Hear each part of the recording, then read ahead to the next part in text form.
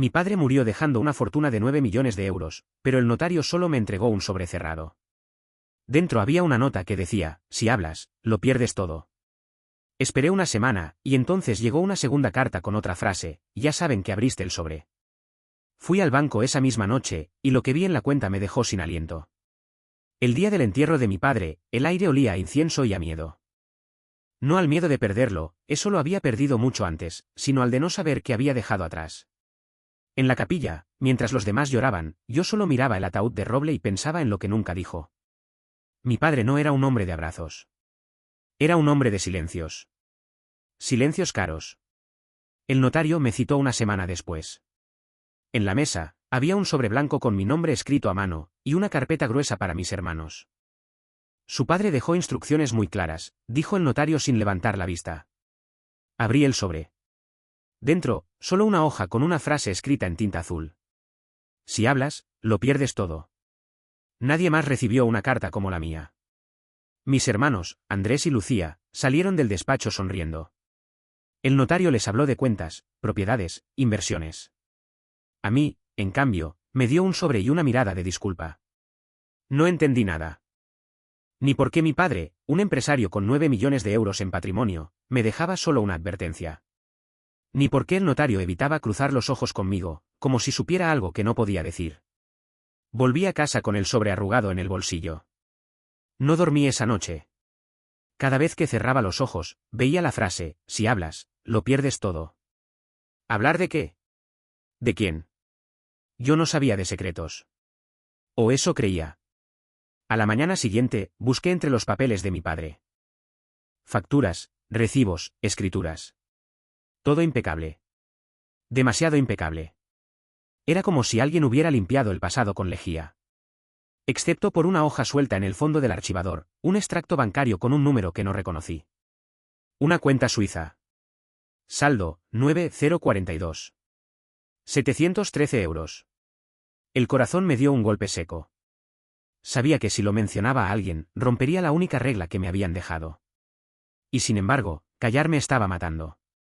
Esperé 7 días exactos. El octavo, encontré un sobre nuevo bajo la puerta. El mismo papel, la misma letra. Ya saben que abriste el sobre. No había sello, ni remitente, ni huellas. Solo esa frase que me heló la sangre. Miré por la ventana, un coche negro estacionado frente a mi edificio. Cristales polarizados. Motor encendido. Esa noche fui al banco. Quería entender qué demonios estaba pasando. Mostré el extracto al gerente y le pedí acceder a la cuenta. Él tecleó algo, frunció el ceño, y dijo: Señor Herrera, esta cuenta no está a su nombre. ¿Cómo que no? Le corté. Es la letra de mi padre. Lo sé, dijo bajando la voz. Pero según nuestros registros, el titular falleció hace 3 años. ¿3 años? Repetí, sin aire. Mi padre murió hace 2 semanas.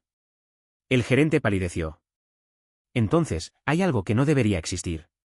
Pidió unos minutos. Se fue a la oficina trasera. Yo me quedé solo mirando la pantalla con el cursor parpadeando. Y justo cuando pensé en salir, apareció una nueva línea en la cuenta, una transferencia reciente. Remitente, Fundación Herrera, destinatario, cuenta dormida, nivel 7, monto, 9.000. 000 euro. Nivel 7. Nunca había escuchado ese término bancario. El gerente regresó con la cara desencajada. Señor, usted abrió el sobre, ¿verdad? Sí, dije. Entonces no puede estar aquí. ¿Qué quiere decir? Que acaba de activar algo que su padre dejó preparado. Y en ese momento, las luces del banco parpadearon. La pantalla se puso negra. El gerente me tomó del brazo y susurró: «Corre. Ahora». Salí a la calle con el corazón en la garganta. El coche negro seguía allí. Encendí mi teléfono, y justo entonces, llegó un mensaje sin número. «Ya lo viste. No hables. No escribas. No regreses». El miedo me paralizó. Mi padre había muerto hacía una semana, pero seguía moviendo dinero. Y alguien más lo sabía. Si esta historia te tocó. Vi el dinero moverse sin manos vivas. Pero lo peor aún no ha empezado. Suscríbete para descubrir quién está detrás. Mi nombre es Javier Herrera, tengo 39 años y toda mi vida creí que mi familia era normal. O, al menos, tan normal como puede ser una familia donde el dinero siempre fue tema de conversación y de guerra silenciosa. Mi padre, Alberto Herrera, era un hombre de frases cortas y silencios caros. Dueño de una empresa de importaciones que empezó en los años 80. Construyó una fortuna con la misma precisión con la que otros construyen muros. Nunca hablaba de sentimientos, pero todo lo decía con la forma en que contaba el dinero. Mi madre murió cuando yo tenía 12, y desde entonces la casa se volvió una oficina, relojes suizos, paredes de mármol, empleados con trajes oscuros y puertas que no se abrían si no tenías cita. Mis hermanos, Andrés y Lucía, aprendieron rápido a vivir en ese mundo. Andrés, el mayor, se convirtió en abogado financiero. Todo lo que decía sonaba a cláusula y todo lo que hacía tenía olor a poder. Lucía, la menor, estudió arte pero terminó dirigiendo una galería que mi padre financió para mantenerla ocupada y callada. Y yo fui el error del medio.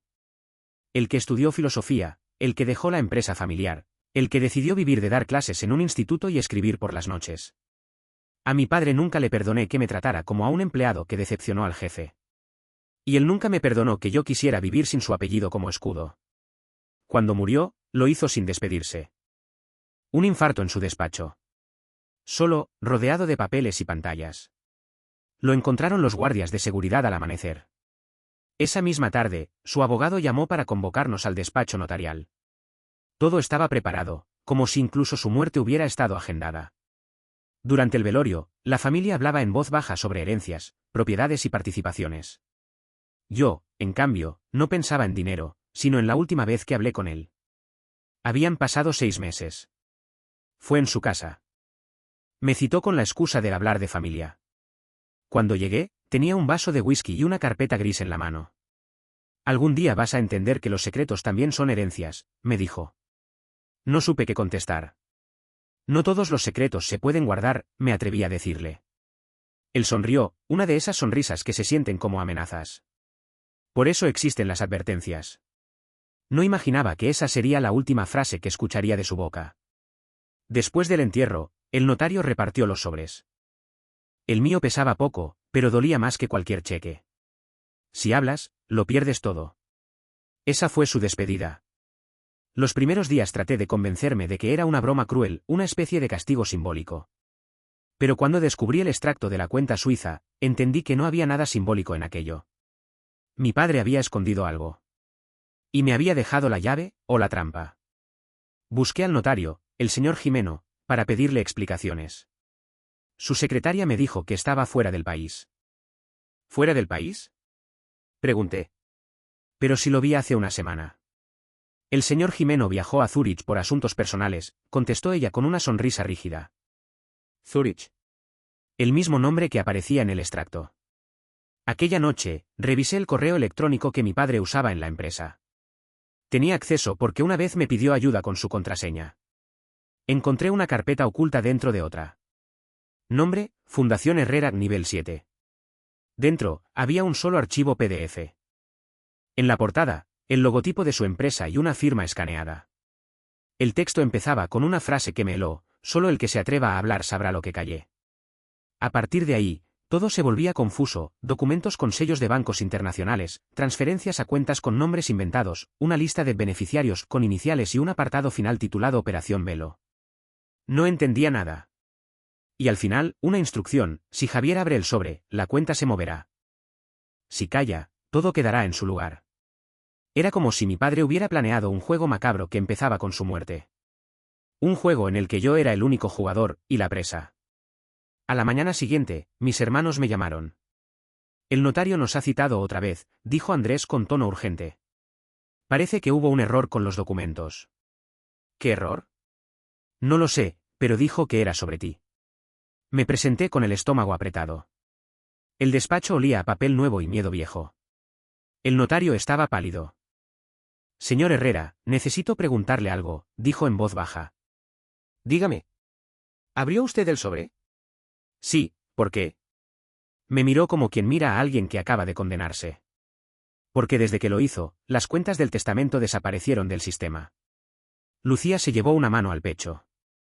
Andrés me miró como si hubiera cometido un crimen. ¿Qué hiciste, Javier?, susurró. Solo abrí una carta. El notario deslizó un papel hacia mí. Era un correo impreso de la Fundación Herrera, con fecha de esa misma mañana. En el asunto, una frase: el protocolo ha sido activado. No había vuelta atrás. En ese momento, entendí que mi padre no había dejado una herencia. Había dejado un aviso. Y que cada palabra suya seguía viva, moviendo piezas que nadie más entendía. En esa sala, con los ojos de mis hermanos clavados en mí, sentí por primera vez que tal vez los 9 millones de euros eran lo de menos. El verdadero legado de mi padre era el miedo. Y algo, o alguien, estaba asegurándose de que yo no rompiera el silencio. No dormí durante 3 noches. Cada vez que cerraba los ojos, veía la cuenta desaparecer de las pantallas, el rostro pálido del notario y la frase que no dejaba de perseguirme: el protocolo ha sido activado. Mi padre no dejaba cabos sueltos ni siquiera muerto. Y algo, en algún sitio, había empezado a moverse por mi culpa. El cuarto día recibí un correo desde una dirección anónima, sin voz @protonmail. Com. El asunto: tienes 24 horas. Dentro, un mensaje sin firma, sin saludo, solo una línea: vuelve al despacho de tu padre. Debajo del reloj. Durante unos minutos dudé si debía avisar a la policía.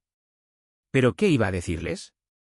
¿Que mi padre muerto me había dejado una cuenta fantasma y una amenaza codificada? No lo entenderían.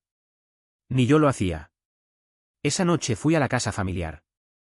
La mansión seguía igual que el día del funeral, cerrada, limpia, en silencio. Usé la llave que mi padre me había dado años atrás, por si pasaba algo grave. No imaginaba que lo grave sería esto. El reloj del despacho estaba donde siempre, un reloj inglés de péndulo, herencia de su abuelo. Lo abrí con cuidado. Dentro, una caja metálica empotrada en la pared. Usé un destornillador y logré abrirla. Había un sobre y una memoria USB. El sobre tenía mi nombre. Adentro, una carta mecanografiada. Javier, si estás leyendo esto, es porque desobedeciste. No podías evitarlo, lo sé. A partir de ahora, ya no podrás confiar en nadie. Ni siquiera en tus hermanos. La cuenta que viste no es mía. Es el dinero de otros. Y ellos lo saben. Sentí un frío en la nuca. El despacho estaba en penumbra, y durante un segundo juraría que alguien respiraba detrás de mí. Me giré de golpe, pero no había nadie. Solo el retrato de mi padre mirándome desde la pared, con esa expresión de juicio eterno. Con las manos temblando conecté la memoria al ordenador. Un único archivo, encriptado. Pedía una contraseña. Probé fechas, nombres, combinaciones absurdas, nada. Hasta que recordé una frase suya que solía repetir: el silencio también se firma. Tecleé silencio firmado. La pantalla se iluminó. El archivo contenía una lista de nombres, cuentas numeradas, transferencias millonarias. Pero lo más inquietante eran las notas al margen: ministerio, contacto suizo confirmado. Lucía, recibir pago final. Javier, no sabe nada. Mantener fuera. Mi garganta se cerró. Mi hermana, mi padre, el notario, todos estaban involucrados en algo que iba mucho más allá de una herencia. Y yo era el único idiota fuera del círculo. Sonó mi móvil. Número oculto. Contesté. Una voz femenina, fría, casi sin acento: señor Herrera. ¿Quién habla? Usted tiene algo que no le pertenece. ¿Qué cosa? El dispositivo y la carta. ¿Quién es usted? No pregunte. Pausa. Si quiere seguir con vida, deje todo en el banco antes del amanecer. ¿Qué pasa si no lo hago? Ya sabe lo que pasa cuando alguien habla. La llamada se cortó. Corrí al garaje, subí al coche y manejé sin rumbo. El reloj del tablero marcaba las 2:37. Cada semáforo parecía una emboscada. Mi cabeza repetía la misma pregunta: ¿en qué estaba metido mi padre? Al llegar a casa, el timbre sonó. Miré por la mirilla. Nadie. Solo un sobre en el suelo, idéntico a los anteriores. Lo abrí con las manos húmedas. Ya saben que fuiste al despacho. Me senté en el suelo, con la espalda contra la puerta. La paranoia se mezcló con una certeza brutal: alguien me seguía a cada paso. A las 5 de la madrugada, tomé una decisión que cambiaría todo. Fui al banco. El guardia me reconoció, sorprendido de verme a esa hora. Le dije que necesitaba hablar con el gerente de noche, el mismo que me había atendido días atrás. No está, señor Herrera. ¿Cómo que no está? No tenemos gerente de noche. Sentí un vértigo en el estómago. Sí, el señor Delgado. Señor, aquí no trabaja nadie con ese nombre, respondió el guardia, serio. Le exigí ver los registros de cámara del día en que vine. Él vaciló, pero aceptó. En la pantalla de seguridad, aparecí yo entrando al banco, solo. Nadie más en la sala. Ningún gerente. Ningún empleado. El vídeo me mostraba hablando al aire. Retrocedí, temblando. ¿Qué es esto? El guardia se persignó sin decir palabra. Salí del banco con el amanecer partiéndome los ojos. El móvil vibró otra vez. Otro mensaje anónimo. Te lo advertimos. Si hablas, lo pierdes todo. El mensaje venía acompañado de una foto. Era yo, esa misma noche, frente al reloj del despacho de mi padre. Alguien había estado allí conmigo. Alguien que no vi. Me quedé paralizado. Mi vida se había convertido en un tablero, y cada movimiento estaba vigilado. Esa fue la primera vez que pensé seriamente que mi padre seguía vivo. Y que los 9 millones no eran una herencia, sino un castigo. Pasé los días siguientes escondido en mi propio piso, con las persianas bajadas y el teléfono apagado. No era miedo, era otra cosa, una especie de lucidez fría que te obliga a aceptar que la realidad se ha roto. Cada sombra bajo la puerta parecía una amenaza, cada ruido del ascensor un recordatorio de que ya no estaba solo en mi vida. No fui al trabajo. No respondí los mensajes de mis hermanos. Ni siquiera abrí las persianas. La paranoia se mezclaba con la certeza. Mi padre había dejado algo más que dinero. Había dejado una red de secretos que lo sobrevivía. Y yo, por abrir un sobre, la había despertado. El martes, a las 11:04, un correo nuevo apareció en mi portátil. Sin remitente. Sin asunto. Solo una frase en la bandeja de entrada: si quieres respuestas, ven al lugar donde empezó todo. No lo pensé demasiado. Sabía que mi padre hablaba en códigos, y el lugar donde empezó todo solo podía significar una cosa: la fábrica antigua, el primer edificio que compró cuando empezó su empresa en los 80. Un almacén abandonado a las afueras de Madrid. Conduje hasta allí al anochecer. El portón estaba oxidado, el candado, roto. Adentro, olía a humedad y a pasado. Cajas apiladas, polvo en los tubos, silencio denso. En el centro del galpón, una mesa metálica. Encima, una grabadora vieja y un sobre. Presioné play. La voz que salió me hizo perder el equilibrio. Si estás escuchando esto, Javier, es porque ya no confías en nadie. Era mi padre. Su tono era sereno, casi paternal, como si me hablara desde la cocina de casa. No te pido que me perdones, pero quiero que entiendas. Pausa. Hace 20 años, firmé acuerdos con gente que nunca debí conocer. Políticos, empresarios, bancos. Transferimos dinero sucio a nombre de la Fundación Herrera. Yo me convertí en el custodio, y el precio fue mi familia. Andrés y Lucía lo sabían. Aceptaron su parte. Tú, no. Por eso te mantuve lejos. Por eso te dejé un aviso, no una herencia. Silencio. Cuando abriste el sobre, activaste el cierre. Ahora todos los fondos están bloqueados.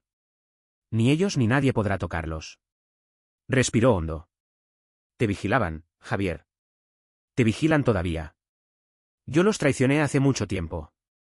Tú eres el castigo que no pudieron prever.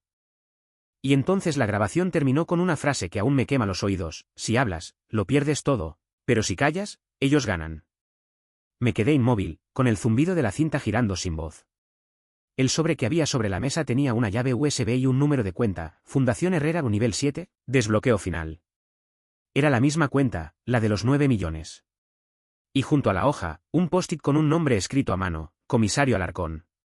Volví al coche temblando. No sabía si debía entregar todo a la policía o desaparecer. Llamar a mis hermanos era inútil, ya no confiaba en ellos.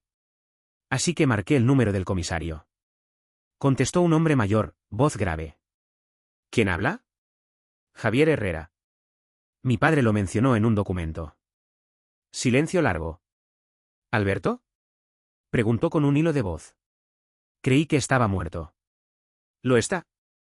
Pero dejó esto, le expliqué lo del audio, la cuenta, las amenazas. Necesito ayuda. No por teléfono, dijo. Me dio una dirección en Chamberí. Medianoche. ¿Solo? A las 12:03 toqué el timbre del edificio. Me abrió un hombre alto, pelo blanco, mirada cansada. Entra rápido, susurró. El piso estaba a oscuras, salvo una lámpara sobre una mesa llena de carpetas. Me pidió el USB. Lo conectó al ordenador. En la pantalla aparecieron movimientos bancarios, nombres de políticos, empresarios, contratos de obras públicas. Dios mío, murmuró. Tu padre guardó todo esto. Es una bomba. ¿Qué hago con ello? Pregunté. Si esto sale a la luz, más de una persona caerá. Pero también tú. No van a dejarte en paz. ¿Está diciendo que lo oculte? Estoy diciendo que tu padre tenía razón, si hablas, lo pierdes todo.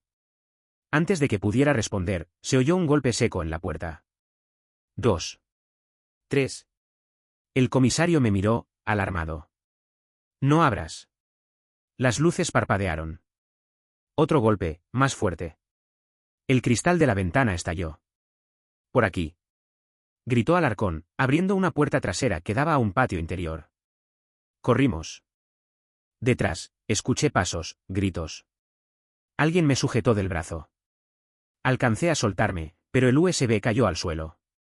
No tuve tiempo de recogerlo. Subí por una escalera de incendios hasta la azotea y salté al edificio vecino. Abajo, 2 hombres se metían al piso del comisario. Uno llevaba un auricular y un arma. Desde la calle, oí sirenas. Y luego, silencio. El comisario no volvió a contestar mis llamadas. Volví a casa al amanecer con la ropa rasgada y las manos sucias. Encima de la mesa había otro sobre. No me sorprendió. Lo abrí. Sabemos lo que hiciste.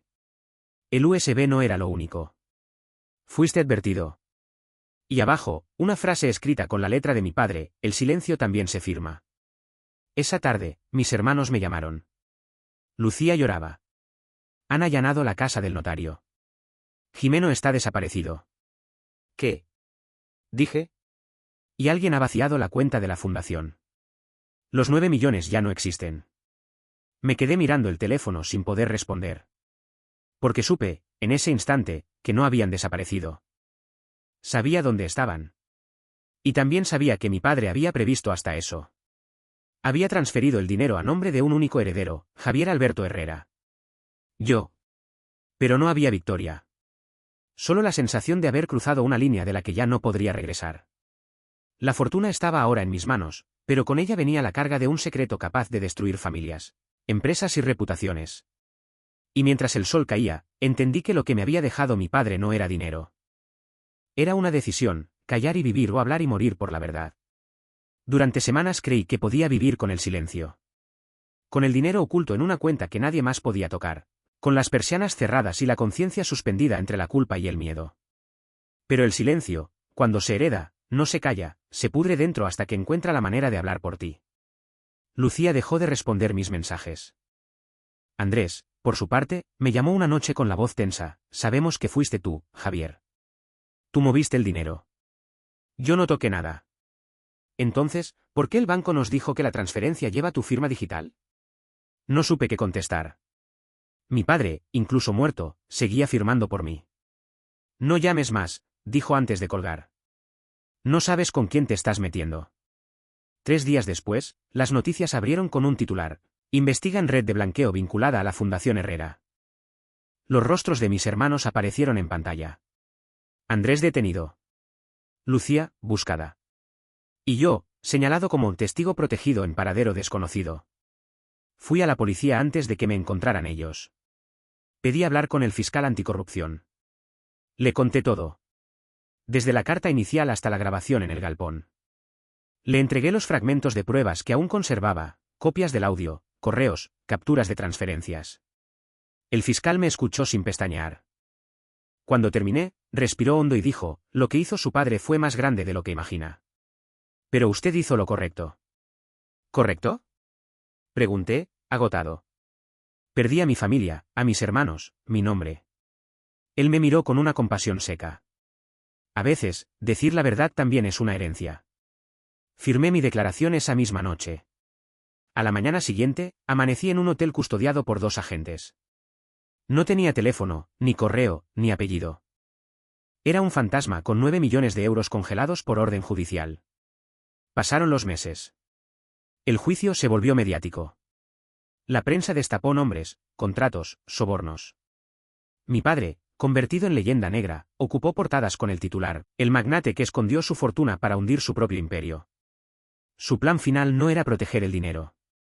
Era exponer a todos los que habían jugado con él. Incluidos sus propios hijos. El fiscal me llamó al tribunal un año después. El caso había terminado. Mis hermanos fueron condenados a prisión por fraude y evasión. Las cuentas fueron disueltas y los fondos, destinados por orden judicial a un programa de becas públicas. Nadie volvió a mencionar mi nombre. Cuando todo terminó, me mudé al norte, a un pueblo de mar donde nadie me conocía. Compré una casa pequeña con el dinero que el Estado me permitió conservar, 27.000 euros y un silencio legal. En la cocina colgué la vieja foto de mi madre, la única persona que nunca tuvo precio en aquella familia. Durante meses no quise tocar nada del pasado. Hasta aquella tarde en que el cartero dejó un sobre sin remitente. Temblé al verlo. Era idéntico a los anteriores, con mi nombre en tinta azul. Por un momento pensé en no abrirlo. Pero el miedo y la curiosidad son hijos del mismo padre. Dentro había una sola hoja. Escrita a máquina.